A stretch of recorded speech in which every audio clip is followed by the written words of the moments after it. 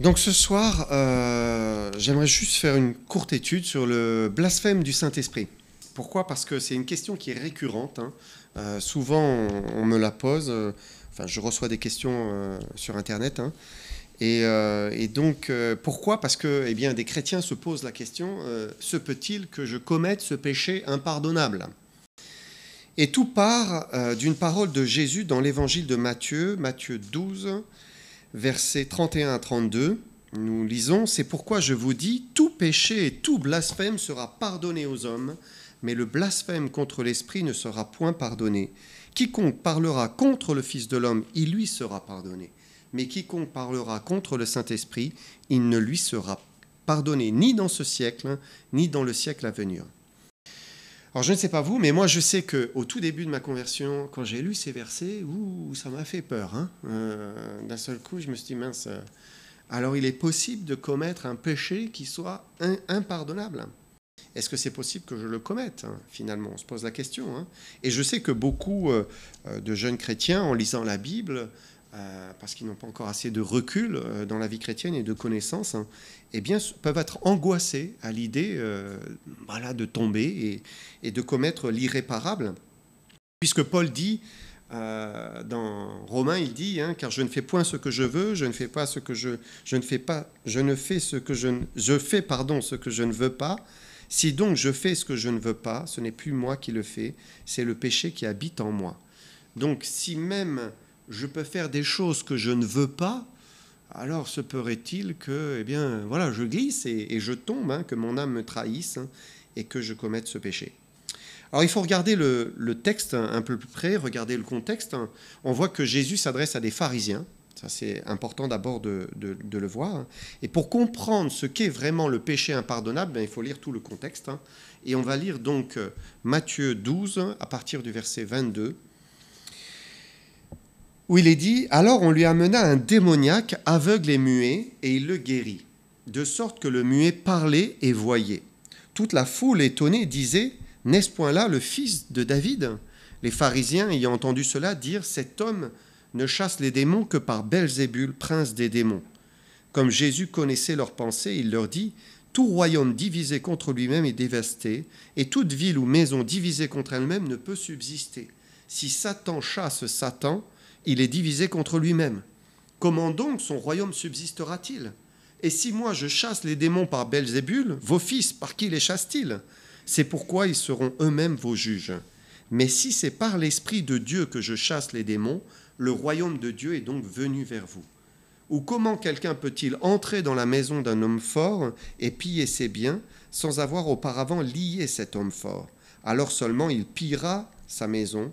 Celui qui n'est pas avec moi est contre moi, et celui qui n'assemble pas avec moi disperse. » Donc, juste avant de parler du blasphème du Saint-Esprit, on voit que Jésus a délivré un homme d'une possession diabolique, et puis non seulement il a chassé le démon, mais en plus il a guéri de ce que le démon provoquait, donc il lui a rendu la parole, il lui a rendu l'ouïe, et les religieux de l'époque n'ont pas supporté cela. Ils ont dit « Cet homme ne chasse les démons que par Belzébul, prince des démons. » Alors les avis sont partagés sur Belzébul, ce nom, Belzébul. L'origine viendrait pour certains de Baal-zébul, donc qui était le dieu des cons, donc le dieu des mouches. Et les Juifs, méprisant ce faux dieu, auraient alors remplacé la fin de Zébub par Ziboul, qui veut dire fumier, pour dire c'est le dieu du fumier. D'autres pensent que ça vient de Zéboul, qui veut dire habitation. Donc la signification serait maître de la maison qu'habitent les mauvais esprits. Et on sait, la maison où il y a les mauvais esprits, le maître, c'est Satan. Et bon, peu importe, en tout cas c'est un faux dieu, c'est quelque chose de démoniaque. Et il représente Satan et ses démons. Et dire que Jésus chassait les démons par les démons, ou par le diable, c'est incroyable. C'est incroyable. Et en fait, c'est là qu'est réellement le blasphème contre le Saint-Esprit, le péché qui est impardonnable. C'est qu'ils étaient en train de dire que les œuvres du Saint-Esprit qui se manifestaient en Jésus étaient des œuvres qui étaient diaboliques, des œuvres démoniaques. Donc ils étaient en train de blasphémer l'esprit qui était en Jésus. Et en faisant cela, eh bien ils ont franchi un point de non-retour.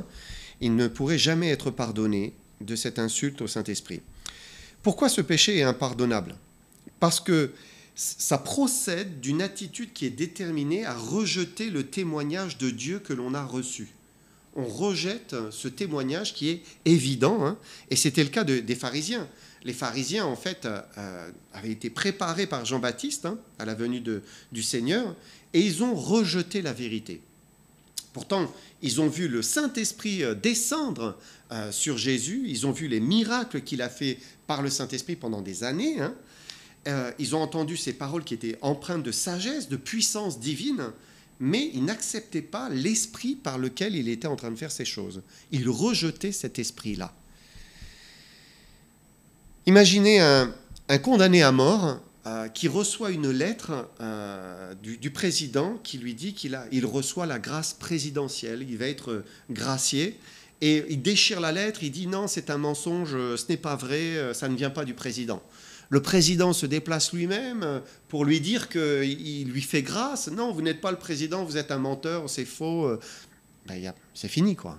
C'est fini, il n'y a pas de salut pour cette personne-là. Donc personne ne lui viendra en aide, et c'est la même chose pour Dieu et son esprit, en fait.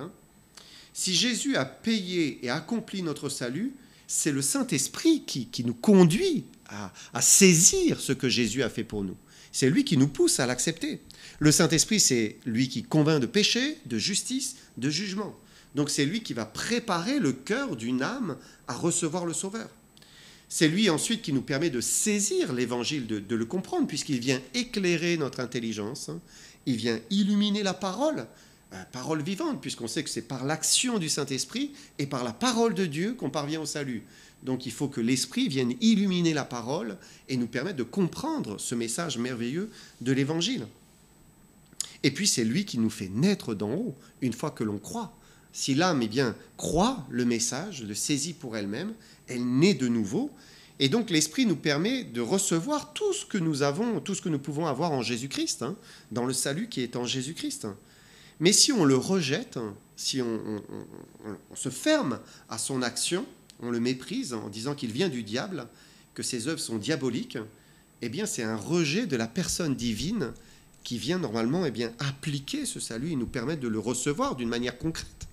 Et là, il n'y a plus de salut qui est possible. Et il ne faut pas confondre avec le fait de refuser l'Évangile. Un homme peut repousser l'Évangile, il peut même le repousser pendant des années, et puis finalement, il se repent, il croit et il est sauvé. Alors bien sûr, c'est dans l'intérêt de chacun de se convertir le plus rapidement possible, mais c'est possible qu'un cœur refuse, repousse, et puis finalement cède et accepte le Seigneur Jésus-Christ. Si vous regardez même l'apôtre Paul, il a mis un certain temps avant de parvenir à la révélation et à comprendre que Jésus-Christ était le Messie. Au départ, il rejetait l'idée, il a repoussé. Et puis finalement, une fois que Jésus s'est révélé à lui, il a vraiment cédé et il s'est converti à Jésus-Christ.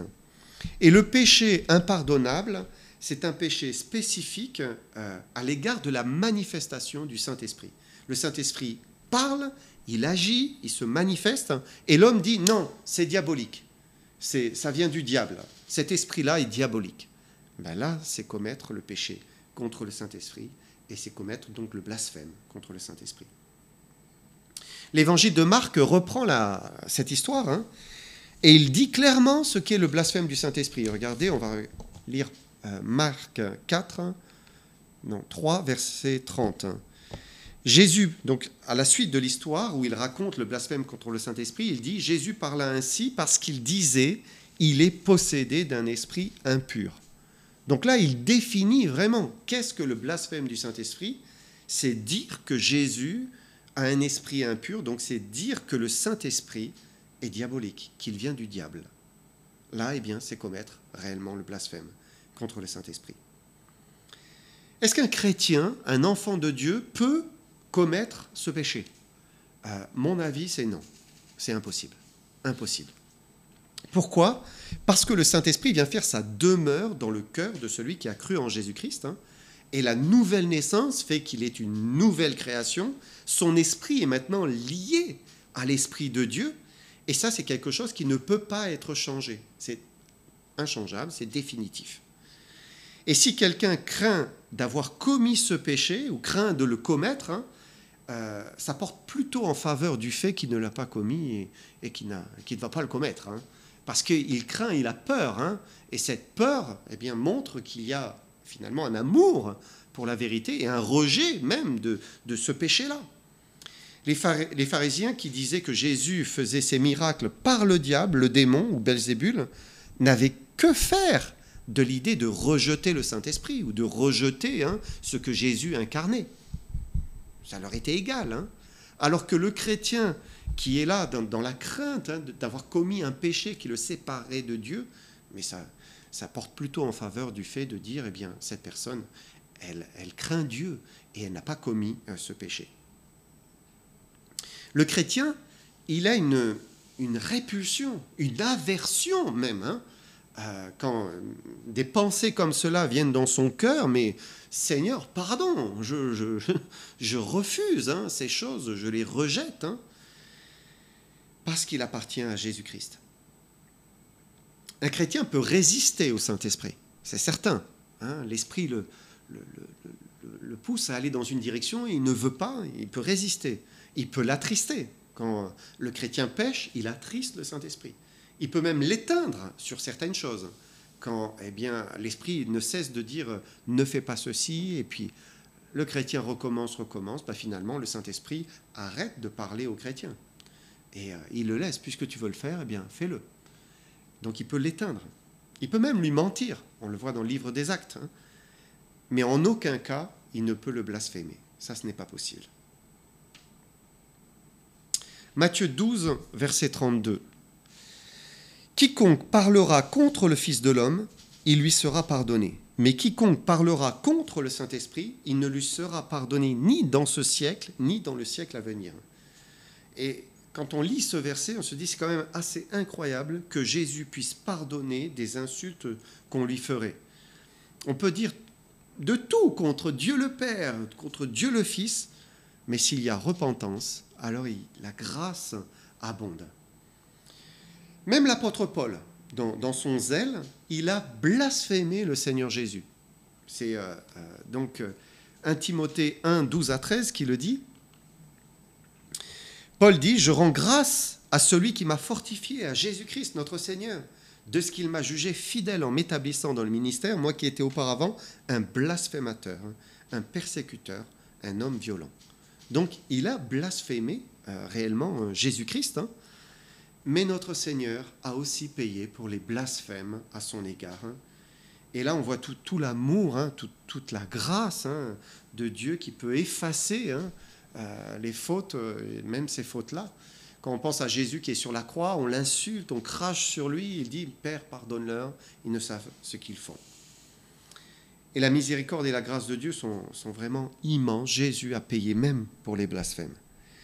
Mais les pharisiens, ils ne blasphémaient pas Jésus. Ils blasphémaient l'esprit qui était en lui. Et là, pas de pardon possible. C'est terminé. Jésus dit que ce péché ne serait pardonné ni dans ce siècle-ci, ni dans le siècle à venir. Donc ça veut dire, c'est fini, quoi. La porte du ciel se ferme, il n'y a pas d'espoir, aucun espoir de salut. Alors quand il dit ni dans ce siècle-ci, ni dans le siècle à venir, ça exprime la gravité de ce péché. Dans le siècle à venir, ça sous-entend l'éternité, puisqu'il ne sera pas vivant dans le siècle à venir.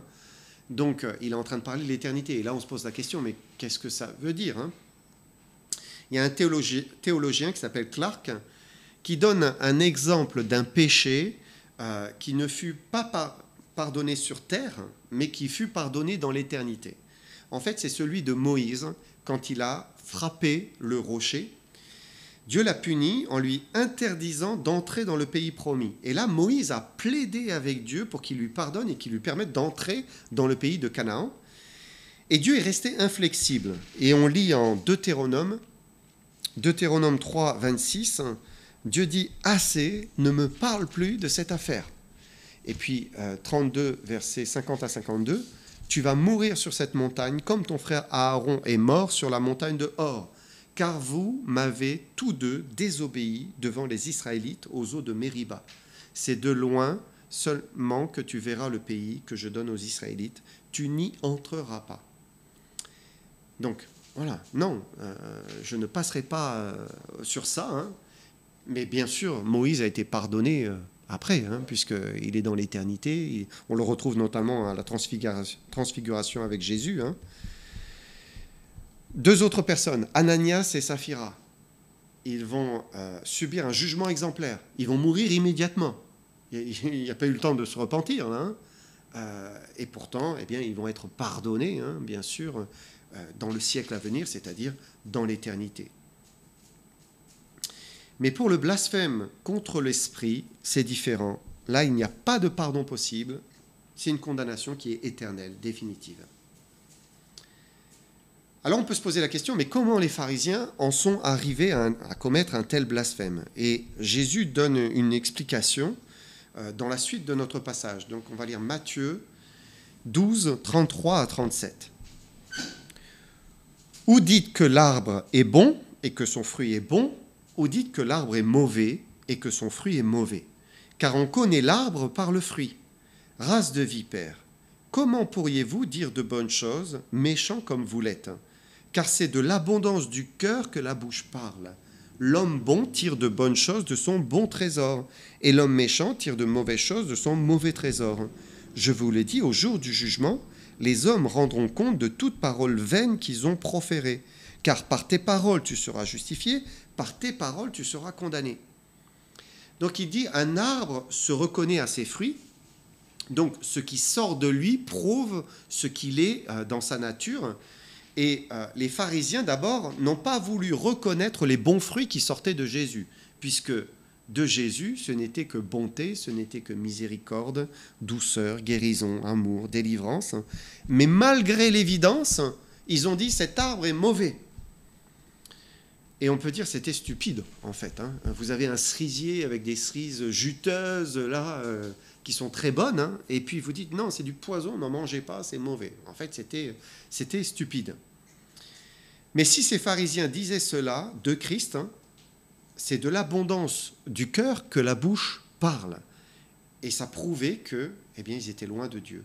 Et loin, eh bien, d'aimer ce qui émanait de Jésus, hein, l'amour, la bonté, la justice, la droiture.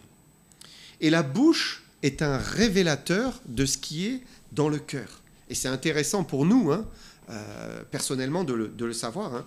Comment savoir si nous allons bien avec le Seigneur? Eh bien, il faut faire attention à ce qui sort de notre bouche.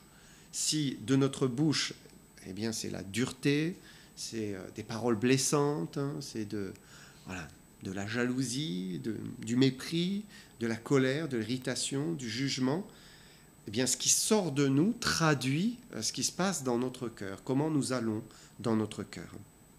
C'est pour ça, hein, Dieu a dit, garde ton cœur plus que toute autre chose, car de lui viennent les sources de la vie. Le cœur, c'est le quartier général de notre être, hein, et ça, c'est ce que nous sommes réellement. Hein, c'est notre cœur, où nous en sommes réellement. Et c'est du cœur que sort toute chose, le bon et le mauvais. Et donc ces pharisiens qui disaient, c'est par le prince des démons que Jésus chasse les démons, révélaient ce qui était en eux, dans leur cœur. En fait, ils n'aimaient pas un Dieu de bonté, de grâce, de miséricorde, de compassion, puisque Jésus, c'était ce qu'il faisait. Il manifestait sans cesse la grâce, la miséricorde, la compassion, en guérissant, en relevant, en aidant, hein, en bénissant. Mais il n'aimait pas cet esprit-là. Il n'aimait pas cela. Et on voit que les paroles qui sortent du cœur comptent. Elles sont importantes. Elles comptent beaucoup plus que ce que l'on pense. Hein. Je me souvenais de ce passage dans Job, vous savez, où il est dit qu'il ne pécha pas par ses lèvres. Peut-être dans son cœur, hein, c'était difficile, mais ce n'est pas sorti de ses lèvres. Dieu nous dit, ce n'est pas sorti. Et ce que l'on dit est important. C'est vraiment important. ce qui sort de la bouche compte. Jésus a dit, par tes paroles, si je reprends le dernier verset ici, par tes paroles tu seras justifié, par tes paroles tu seras condamné. Donc nos paroles sont très importantes. On pourrait se dire, c'est pas grave, dire une chose, ne pas la dire, hein, mais nos paroles comptent. Et Dieu regarde ce que l'on dit. Je vous raconte une illustration que j'ai lue sur un homme qui s'appelait Kondraty Ryleïev.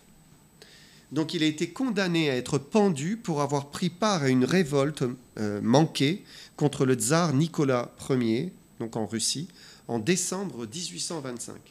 Et le jour de l'exécution, donc il devait être pendu, hein, ils lui mettent la corde autour du cou, ils le poussent, et la corde casse. Il se retrouve par terre, il se blesse, mais il se relève et il dit, en Russie, ils ne savent même pas faire quelque chose correctement, même pas une corde. Et quand il y avait un accident de ce genre, très souvent, le condamné était gracié. Et alors, eh bien, on est allé voir le tsar et on a demandé quelle est sa volonté. Il a dit, mais qu'est-ce qu'il a dit ? Il a dit qu'en Russie, ils ne savent même pas faire une corde correctement. Bien a dit le tsar, nous allons lui prouver le contraire. Et il a été pendu. Et on devine que cet homme, bien sûr, avait de l'amertume, de la colère dans le cœur, de la révolte contre cette Russie, mais c'est sorti par sa bouche, au mauvais moment. Et ça lui a porté préjudice, ses paroles l'ont condamné. Et au jugement dernier, à la fin, Dieu va ramener à la surface les paroles que chacun a prononcées. Et notamment, les paroles des pharisiens qui ont dit « tu as un démon ». Voilà, ça va ressortir, et ces paroles vont les condamner. Ils iront directement en enfer. Même s'ils ont passé une vie à étudier les rouleaux de la loi de Moïse, ils seront perdus parce qu'ils ont rejeté le Messie et l'esprit de vérité qui agissait au travers de lui, l'esprit qui pouvait les conduire à la repentance, qui pouvait les conduire jusqu'au Messie. Nos paroles comptent devant Dieu. Et c'est vrai dans un sens comme dans l'autre. Par nos paroles, nous pouvons aussi être justifiés. Dans l'Épître aux Romains, nous lisons Romains 10, versets 9 à 10, « Si tu confesses de ta bouche le Seigneur Jésus, si tu crois dans ton cœur que Dieu l'a ressuscité des morts, tu seras sauvé. Car c'est en croyant du cœur que l'on parvient à la justice, c'est en confessant de la bouche que l'on parvient au salut. » Et donc là, on voit qu'il y a des paroles qui sont aussi salutaires. Quand on confesse Jésus-Christ, confesse ses péchés, on lui demande pardon, on prend position pour lui, Dieu le retient, Dieu pardonne et il nous sauve de nos péchés.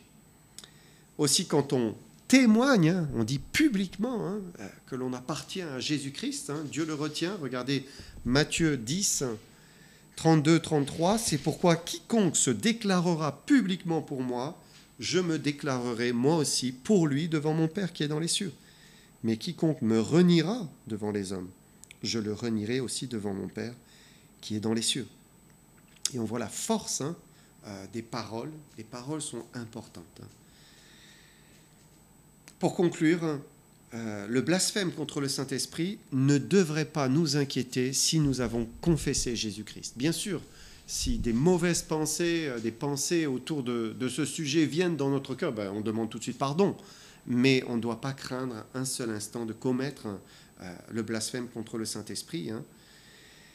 Nous n'allons pas le commettre, parce que si le Seigneur est en nous, si nous l'avons accepté, eh bien, nous sommes une nouvelle création. Nous lui appartenons, nous sommes liés à lui, et notre amour pour lui va demeurer. Et l'ennemi voudrait nous garder, il veut garder des chrétiens dans la peur, dans l'angoisse, les paralyser en fait. Mais Jésus ne veut pas ça. Dieu veut nous donner la paix et qu'on soit vraiment dans le repos. Voilà. Que le Seigneur vous bénisse.